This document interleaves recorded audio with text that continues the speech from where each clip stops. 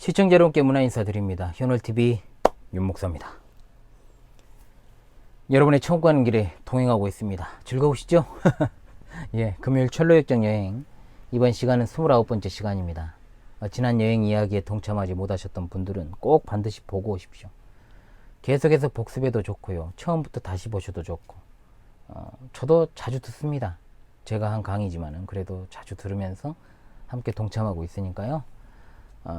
또 모니터링을 해야죠. 또 헛소리를 하지 않았나 이런 것도 봐야 되니까 오늘 여행에 동참을 하시고요, 함께 이 시간 또 손잡고 여행을 떠나 보십시다.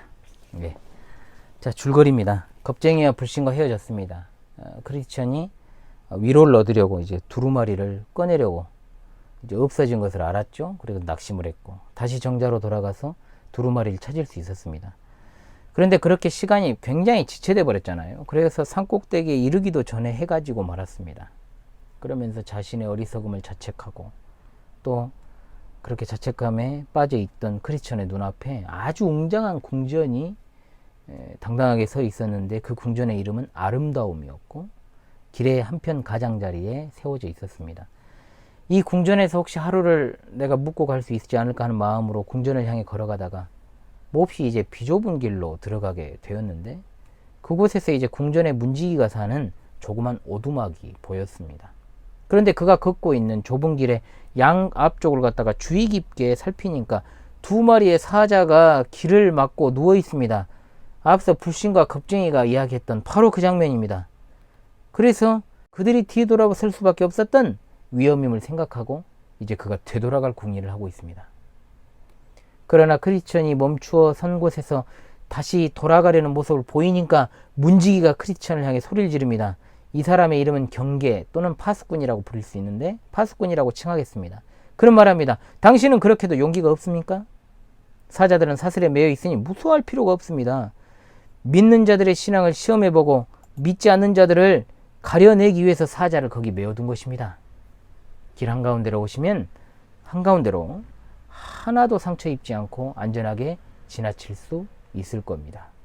자, 이 부분을 해설하도록 하겠습니다. 그래도 비교적 명백해 보이는 내용입니다. 자, 아름다움이라는 이름을 가진 궁전, 이하에서 이제 아름다운 궁전이라고 지칭하겠습니다. 크리스천의 여정 가운데 일어난 일을 묘사합니다. 아름다운 궁전은 교회입니다. 여러분, 교회예요. 하나님의 말씀이 바르게 전파되고 성례전이 정당하게 시행되는 곳. 따라서 아름다운 궁전에 들어간다는 것은 어디에 들어간다는 말입니까? 교회에 들어간다는 뜻입니다. 교회에 가입한다는 뜻입니다. 교회 회원이 된다는 뜻입니다. 공적인 신앙을 고백해야 됩니다. 예수 그리스도 안에서 먼저 신자된 이들과 연합하고 다른 신자들과의 교제를 통해서 또한 교회를 통해 주시는 특권을 누리게 되는 겁니다. 예수 그리스도를 믿는 성도는 반드시 교회에 가입해야 되고, 성도로서 그 신앙 고백이 증거가 되어야 하며, 또한 양육을 받고 먼저 믿은 성도들과 함께 교제하면서 봉사하면서 함께 천국 가는 길에 동참하는 것이죠. 그것이 바로 진리 안에서 누리는 특권적인 자유다, 이 말입니다. 아름다운 궁전으로 가는 길목에 있던 두 마리 사자는 믿음 있는 자와 믿음 없는 자의 이 가늠자 역할을 하는 겁니다. 당연히 믿음이 없는 자들은 사자를 보고 지레 겁먹고 묶여있다라는 사실을 보지 못합니다. 당연히 그렇게 되겠죠. 그래서 앞선 겁쟁이와 불신은 사자를 보자마자 그냥 지레 겁을 먹고 순례자의 여정을 그냥 포기해버리고 다시 돌아가 버렸던 겁니다.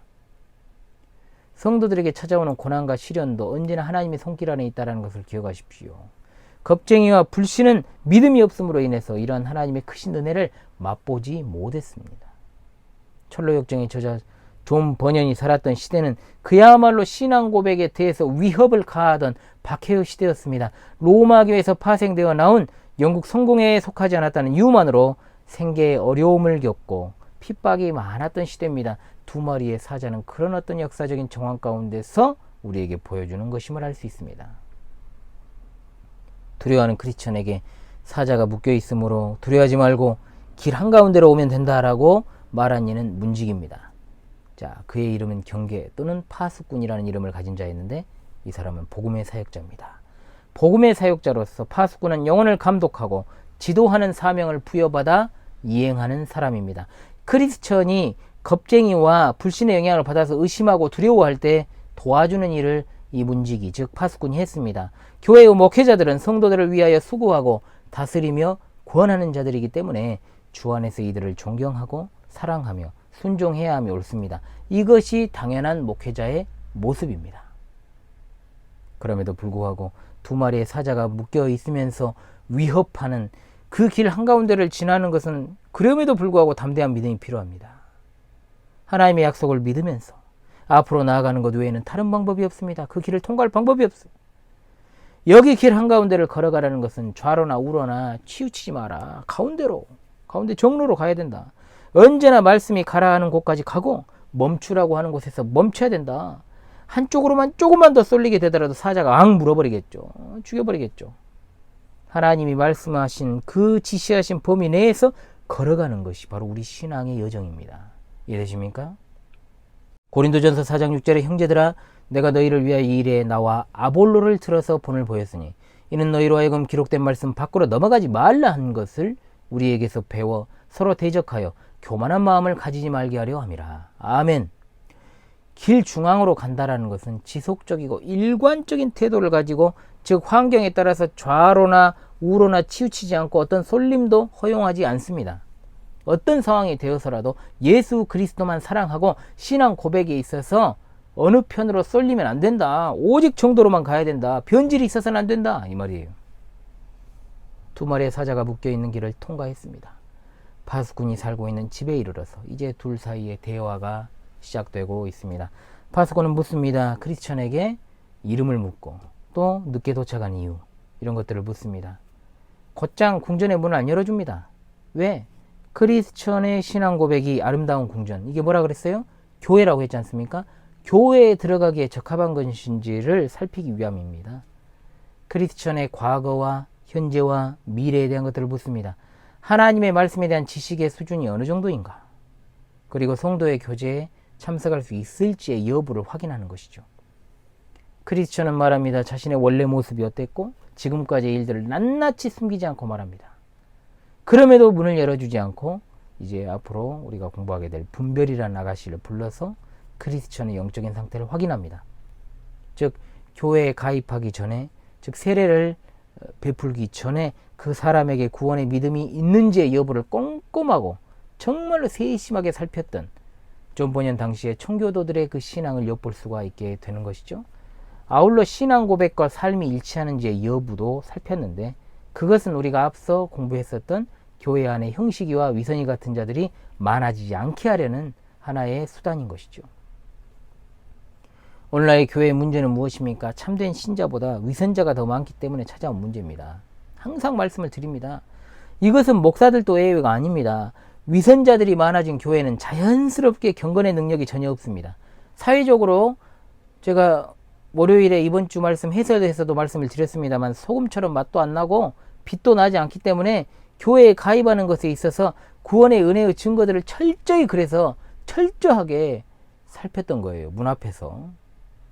청교도들은 교회의 거룩성과 경건성을 위해서 정말로 복음에 대해 있어서 무시간자와 경건하지 못한 자들은 철저하게 성도의 교제 안에 들어오지 못하게 막았고 은혜의 증거들을 철저하게 문 앞에서 살폈다는 거죠.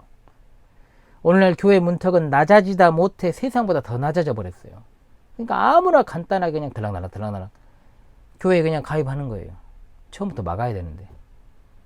그런데 어떻습니까? 자기 마음대로 들어왔는데 조금만 지나면 좀 그 경력을 인정해줘. 경력직이 아닌데 마치 직분이 경력직이 됐어요. 뭐 다 집사잖아요. 다 설이 집사잖아요. 좀 교회만 다니면. 얼마나 웃긴 현실이에요, 이게. 직분 받고. 좀 지나면 이제 사회적인 위치를 따라서 사람에게 직분도 주잖아요. 교회 안에서. 정말 중직자가 되기도 하고. 또 교회에서 중추적인 역할을 맡는 자가 되기도 합니다. 심각한 문제죠. 진짜 이게. 엄청 심각한 문제입니다. 교회의 문턱을 높여도 들어올 형식이야 위선이는 어디 쥐구멍으로 다 들어와요. 이게 문제인 거죠. 그런데 스스로 깨끗하고 경건한 척하는 것을 인간 목사가 무슨 능력으로 알아낼 수 있겠어요. 그렇게 정말 위장해서 들어오는 사람들은 어떻게 할 수가 없습니다. 코로나 이전의 한국교회 문턱은요 낮아지다 못해서 교회는 불신자들이 득실되는 현장이었어요. 사실. 이런 상황에서 교회가 제대로 된 목소리를 내지 못하면 당연합니다. 저도 이 조그마한 교회에서 저는 하나님 보시기에 조그맣다고 생각 안 합니다. 그러나 조그만 교회지만 세상이 보기에 교회의 문턱을 더 높였어야 되는데 그저 제 개인적인 판단으로 그래도 어느 정도 됐다라고 생각하고 가입시켰다가 이탈해버린 내 영혼이 있어요. 4명에.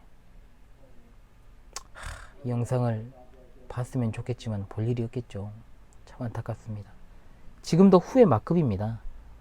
그리고 사실 지금 성도라 이름하는 분들도 계속해서 그 구원의 믿음을 가지고 있는지 여부를 저는 살피려고 해요. 살피고 있고.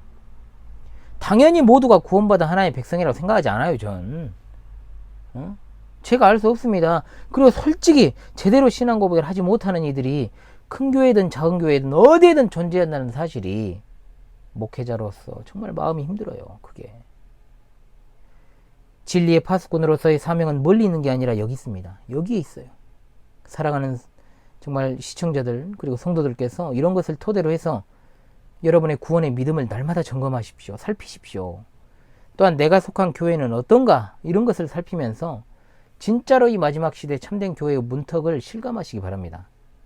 그러면서 우리가 받은 구원이 얼마나 무거운 것인가, 정말로 대단한 것인가, 세상 어떤 것으로도 바꿀 수 없는 것인가를 생각하시기 바랍니다. 그렇기에 교회의 문턱은 높아야 되는 겁니다.